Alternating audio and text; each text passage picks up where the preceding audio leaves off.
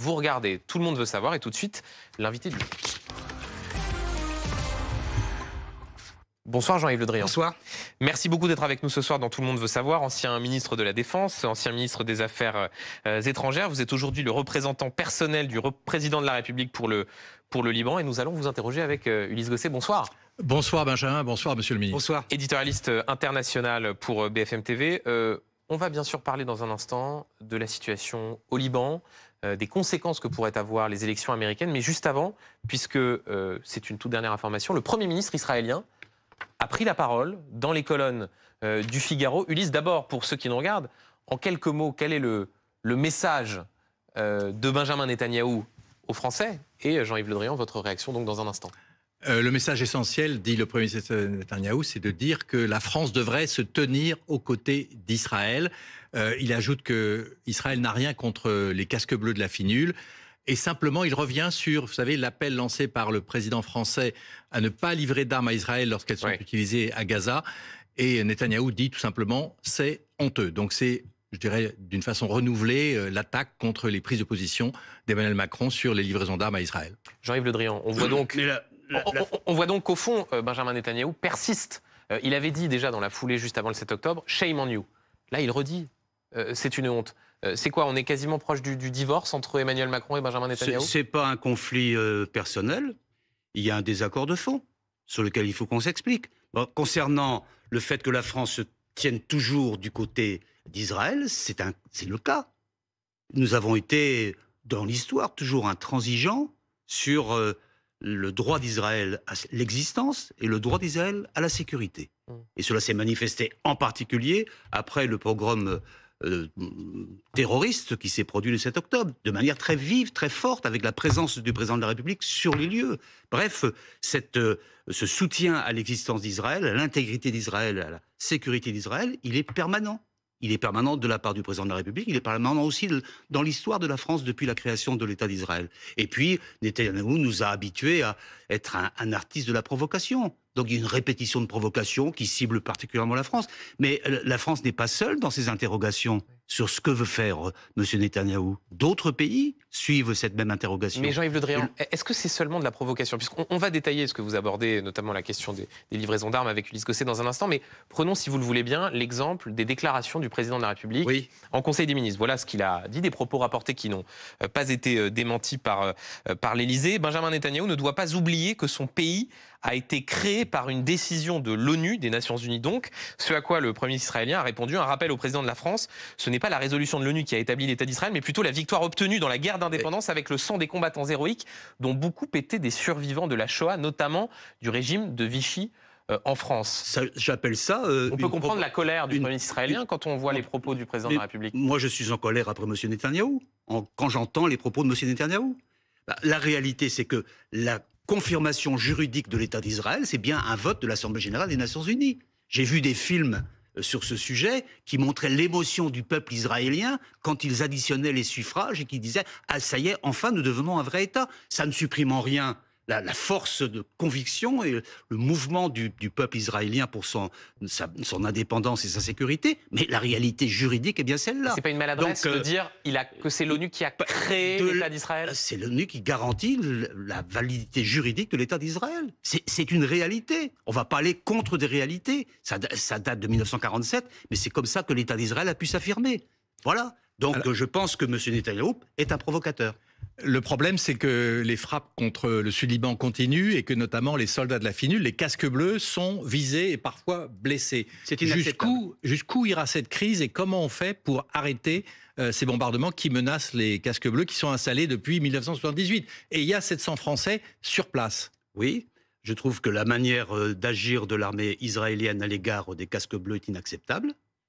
D'autant plus que la mission de la finule qui assure l'observation et qui assure la sécurité, autant que faire se peut, de la ligne bleue qui sépare le Liban d'Israël, cette mission-là, elle vient d'être revalidée à l'unanimité par le Conseil de sécurité il y a quelques semaines. Et Netanyahou demande le départ de la finule. Il demande le départ de la finule. Donc il se met en dehors de toute la communauté internationale sur un moyen qui a été mis en place pour assurer la sécurité. Alors qu'Israël protestent, agissent contre le fait que le Hezbollah dispose de moyens d'attaquer Israël par des roquettes et par des missiles divers, ils ont raison. Ils sont dans le cadre de la légitime défense, mais pour aboutir à une solution, il faut négocier.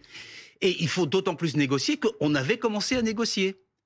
Puisque sur ce que l'on appelle la résolution 1701, qui est une résolution qui avait été... Qui, pour ceux qui nous regardent, dit qu'au sud du fleuve Litanie, il ne doit pas y avoir de troupes du Hezbollah. Et qu'il doit y avoir simplement les forces armées libanaises et la FINUL. Et la FINUL. Et que par ailleurs, je le signale aussi, que du même coup, Israël renonce à survoler militairement le Liban. Et donc cette orientation-là, elle avait été initiée, il y avait encore quelques points de désaccord, mais il y avait une négociation qui a été rompue. Et cette négociation, elle a été reprise et par le président Biden, et par le président Macron, et par les pays arabes et les pays européens pour dire on peut négocier sur cette base-là. Allons-y, faisons-le. Et à l'époque, une partie de l'opinion libanaise était favorable. Au moins certains qui sentaient qu'il fallait absolument aboutir à une résolution pacifique de la situation. Donc ça, c'est sur la table. Prenons-le, discutons. Vous y croyez au cessez-le-feu encore aujourd'hui alors que les bombardements se poursuivent? Je pense que ce cessez-le-feu-là, il est jouable. D'autant plus que antérieurement, il y a déjà eu un accord sur les frontières maritimes entre Israël et le Liban, avec, d'une certaine manière, l'acquiescement du Hezbollah. Donc ça peut se jouer. Mais je constate aussi que des interrogations sur les buts de guerre de M. Netanyahou se font jour en Israël. Jusqu'où veut-il aller? Quelle est la sortie de crise? C'est aussi à M. Netanyahou de le dire. On va parler justement des buts de guerre et de la question, par voie de conséquence, des livraisons d'armes. Juste avant, Jean-Yves Le Drian, je voudrais vous faire écouter la prise de parole de quelqu'un que vous connaissez bien, puisqu'il a été votre Premier ministre. Manuel Valls, c'était ce matin au micro d'Apolline de Malherbe, visiblement très en colère contre le président de la République. Écoutez. Emmanuel Macron, en tout cas depuis le 7 octobre dernier, commet des erreurs, des fautes politiques, historiques, stratégiques, éthiques, qui non seulement l'affaiblissent, mais qui affaiblissent la parole de la France dans le monde et dans cette région. Il ne comprend rien à ce qu'est Israël et à ce qu'est la sensibilité, notamment depuis un an, du monde juif, mais aussi de nos compatriotes. Emmanuel Macron ne comprend rien à ce qu'est Israël, dit Manuel Valls. Pour une fois, je ne suis pas d'accord avec Manuel Valls.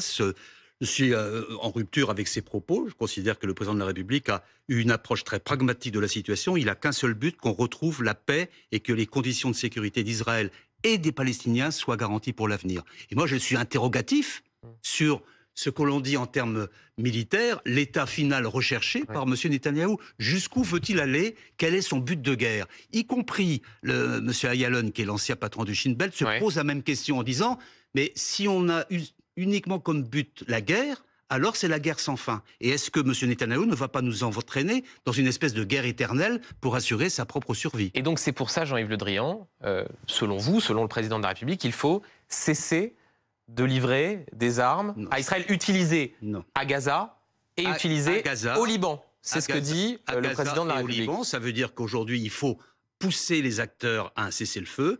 Il peut être sur la table, mais on est un peu dans une forme d'échelle de perroquet.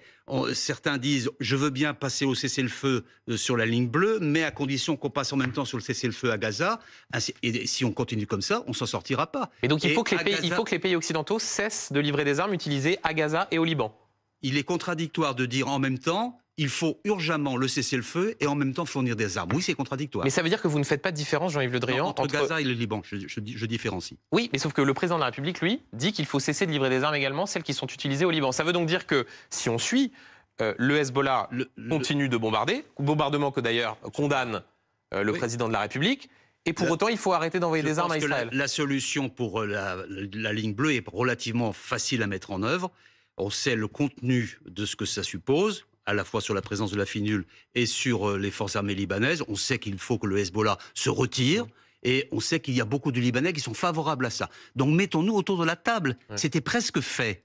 On avait négocié, y compris avec Israël, sur ces bases-là. Et puis ça a été rompu par M. Netanyahou. Vous craignez que le Liban devienne un nouveau Gaza? C'est pas moi qui l'ai dit. C'est M. Netanyahou qui a dit il fallait que bientôt le Liban allait devenir un nouveau Gaza. Nous allons faire en sorte, c'est le 9 octobre. C'est des annonces très provocatrices. Et je pense qu'aujourd'hui, le Liban est dans une forme de chaos. Et je pense qu'aujourd'hui, le Liban joue sa survie, qu'il est en danger de mort, en danger de dislocation. et si l'ensemble du processus ne s'arrête pas, parce qu'il n'y a pas au Liban que cette question de la ligne bleue, sur laquelle on voit bien les bases. Il faut empêcher le Hezbollah de nuire. Et de ce côté-là, Israël a raison. Et puis en même temps, il faut trouver des points d'accord sur des frontières. C'est pas trop compliqué à faire. Mais au Liban, il y a d'autres choses. Il y a d'abord 1 million de réfugiés qui viennent du sud vers le nord et qui s'ajoutent aux millions de réfugiés qui sont venus du nord vers le sud, plus les Palestiniens. Et ce pays risque demain d'avoir des conflits internes. D'autant plus que, je redis encore à M. Netanyahou... Vous redoutez une guerre civile? J'allais y venir. Quand on dit aux Libanais, débrouillez-vous pour faire en sorte que le Hezbollah s'en aille, sinon je vais intervenir, ça veut dire qu'on a les éléments possibles d'une guerre civile. Je pense qu'on n'y est pas encore, heureusement, mais il importe qu'aujourd'hui, tous les efforts soient faits pour qu'on puisse retrouver d'abord une collectivité libanaise qui s'assume pleinement, qui s'assume politiquement, qui se dote des institutions, ce qui n'est pas encore le cas. Et je pense que la réunion initiée par le président de la République, qui aura lieu la semaine prochaine à Paris, sera utile pour assurer le soutien au peuple libanais et le soutien à la souveraineté libanaise. Réunion d'ailleurs condamnée par le Premier ministre Netanyahou. Réunion condamnée par le Premier ministre. Mais aussi, pour qu'il y ait un cessez-le-feu, Jean-Yves Le Drian, il faut qu'il y ait 2 personnes pour discuter. Oui. Est-ce qu'on parle au Hezbollah? Est-ce que la France parle au Hezbollah? Et à qui? Parce que le Hezbollah... c'est un mouvement terroriste. Il faut être très clair sur le Hezbollah. Oui, mais justement, est-ce qu'on parle au Hezbollah? Le Hezbollah... Et à qui? Le Hezbollah, c'est d'abord une branche terroriste qu'il faut considérer comme telle, qu'il faut condamner comme telle, et que la France condamne. Donc plus qu'on a une vieille histoire aussi dramatique avec le Hezbollah. Mais le Hezbollah, c'est aussi autre chose. C'est une espèce de système sociétal, économico-sociétal, éco-sociétal, qui fait qu'il y a 2 millions de personnes qui vivent dans un ensemble politique qui est dirigé par le Hezbollah, branche politique. Mais alors à qui on parle? À qui parle-t-on? Au Hezbollah politique. Mais est-ce qu'on peut vraiment, Jean-Yves Le Drian, faire ce distinguo? Est-ce qu'on peut vraiment faire ce distinguo? Il y a une communauté de 2 millions. Entre la branche politique et la branche armée, puisque la branche politique est solidaire, caution des attentats qui ont été commis et qui ont notamment fait verser du sang français. Sauf qu'il y a une... oui, c'était vieux, et sauf que c'était pas le même contexte à ce moment-là. Il y avait plusieurs mouvements chiites à l'époque, aujourd'hui il n'y a plus qu'un seul. Sauf qu'il y a une population, il y a une communauté de 2 millions d'habitants qu'on ne va pas éradiquer. Et donc pour l'avenir du Liban, il importe que cette communauté chiite-là soit aussi intégrée dans l'ensemble politique libanais, et c'est la question qui est sur la table aussi. Le bon moyen d'y parvenir, c'est d'aboutir à un résultat sur la résolution 1701 qui est soutenue par Mais comment beaucoup on fait d'acteurs concrètement? internationaux. Comment on fait? Il y a les bombes qui tombent sur Beyrouth, sur le sud Liban. Qui est l'interlocuteur? Vous allez aller au Liban parler au Hezbollah? À qui allez-vous parler? Je parle à l'ensemble des Libanais, y compris la branche politique du Hezbollah, c'est-à-dire les députés, les gens qui ont été élus, qui représentent la communauté chiite. Il importe de parler à la communauté chiite. On ne veut pas l'exclure du processus, mais on exclut le Hezbollah militaire du processus. La résolution 1701 le permet. Donc allons-y. Pourquoi se retirer? À un moment donné, il y a un point qui me paraît très important pour le moment. En ce moment, à un moment donné, certains acteurs politiques du Hezbollah étaient prêts à cette négociation. Là, ils ne le sont plus parce qu'ils mettent maintenant en regard la résolution de la situation sur le sud Liban avec Gaza. Pourquoi ils ne le sont plus? Parce que l'Iran a agi. Et le point majeur aujourd'hui, le point le plus dangereux, c'est le fait que le Liban devient une espèce de champ clos de l'affrontement entre Israël et l'Iran. L'Iran a délégué au Liban, il y a quelques jours, et le ministre des Affaires étrangères, M. Araghchi, et M. Ghalibaf, qui est le représentant de l'aile la plus dure, qui est le président du Parlement iranien. Ils sont venus à Beyrouth, ils ont rencontré le Hezbollah militaire, et depuis, la problématique a changé, et on est face à une forme de radicalisation grave, dangereuse pour l'avenir de la région, qui aujourd'hui m'inquiète pour ma part. Et dans un instant, Ulysse Gosset vous posera une question sur la riposte israélienne contre l'Iranien, mais juste, Jean-Yves Le Drian, ce qui est frappant, vous dites, au fond, on était sur le point de réussir à avoir un accord... Sur le sud Liban, bien sûr, sur le sud Liban. On a le sentiment, pour autant, il y a des appels au cessez-le-feu de la part de la France, de la part des États-Unis. Est-ce que la voix de la France est encore écoutée? Et celle des États-Unis. Et vous avez raison. Donc ça veut dire qu'au fond, que Benjamin Netanyahou ne peut pas être Benjamin Netanyahou parle à Benjamin Netanyahou. C'est ça qui se passe. Et ils sont dans Donc il y a une forme d'impuissance de la communauté internationale sans tenir compte du tout de la communauté internationale, sans tenir compte de l'isolement dans lequel se met Israël, et sans tenir compte aussi de ce qui se passera demain et après-demain. Parce que impuissance des États-Unis, de Joe Biden, qui sont incapables de faire entendre leur voix. Parce que, alors, il y a un élément nouveau. Vous avez parlé de l'interview de M. Netanyahou. Il y a un élément nouveau tout à l'heure. C'est la lettre de M. Blinken au ministre de la Défense et au ministre de la stratégie militaire d'Israël, dans laquelle il dit « Si dans les 30 jours, vous n'avez pas réglé les questions humanitaires sur Gaza, alors nous allons cesser de vous livrer des armes. » Eux aussi disent ça. Donc aujourd'hui, M. Netanyahou parle à M. Netanyahou. Alors, l'Iran, est-ce que vous redoutez une confrontation? D'abord, on attend, entre guillemets, une riposte israélienne. Oui. Est-ce qu'elle peut toucher les sites nucléaires iraniens? Est-ce qu'elle peut toucher les installations pétrolières? Qu'est-ce que vous craignez le plus? Et vous craignez, en fait, une guerre régionale? Le type de réponse qui sera apportée par Israël, que je comprends, parce qu'après les 200 missiles qui vont frapper, qui ont été envoyés par l'Iran sur le territoire d'Israël, il y a une riposte logique. Il faut que cette riposte-là soit suffisamment mesurée pour empêcher un embrasement de l'ensemble de la région. Mesurer, ça veut dire par exemple ne pas frapper les infrastructures nucléaires, ne pas tenter de viser directement des hauts dignitaires iraniens? C'est pas à moi de dire, mais il y a des moyens de faire, puisque les anciennes frappes qui avaient été faites par Israël à la suite du premier envoi de missiles au mois d'avril dernier avaient entraîné une réaction, disons, mesurée. Oui. Mesurée pour éviter un engrenage. Là, c'est la même réflexion qui doit avoir lieu. Mais je ne sais pas, quand M. Netanyahou parle à M. Netanyahou, je ne sais pas ce qu'il pense. Une toute dernière question avec vous, Jean-Yves Le Drian. On parlait des États-Unis il y a un instant, d'Anthony Blinken. Dans un peu moins de 3 semaines, quasiment jour pour jour, il y aura l'élection américaine. Ce sera le mardi 5 novembre. Avec l'expérience que vous avez, ancien ministre des Affaires étrangères, ancien ministre de la Défense, est-ce que vous craignez l'élection de Donald Trump et l'impact que cela aurait sur les équilibres du monde et tous les sujets que l'on vient d'aborder ici avec Ulysse Gosset? Vous connaissez Donald Trump, vous l'avez rencontré. Oui. Vous avez eu cette poignée de main virile, si j'ose dire. Plusieurs fois, oui. Moi, je n'ai pas du tout à m'immiscer dans la campagne électorale américaine. C'est les Américains qui vont décider eux-mêmes, dans leur libre arbitre, qui ils veulent comme présidente ou comme président. Oui. Si c'est Trump, ça sera sans doute plus irrationnel, plus imprévisible. Et plus dangereux? Et plus dangereux. C'est une menace pour l'Europe si Trump est élu à nouveau à la Maison-Blanche? Ça peut être une menace pour l'Europe si l'Europe n'assume pas elle-même ses propres enjeux de sécurité. Mais il y a eu déjà la première expérience. Ce qui m'a frappé, parce que j'étais au ministre à ce moment-là de la République, ce qui m'a frappé à ce moment-là, c'est que les Européens progressivement ont pris conscience qu'ils ne pouvaient pas dépendre totalement des États-Unis pour leur propre sécurité. Ce cheminement-là, j'espère qu'il va se poursuivre pour que l'Europe assure elle-même qu'elle a une autonomie stratégique. Et pour le Liban, si Trump est réélu?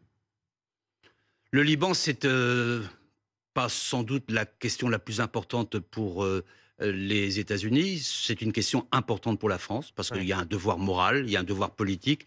Je pense que nous allons pouvoir avancer si les Libanais font passer l'intérêt collectif devant l'intérêt individuel. Merci infiniment, Jean-Yves Le Drian, d'avoir été l'invité de Tout le monde veut savoir. Merci, Ulysse Gosset. C'est la fin de cette émission.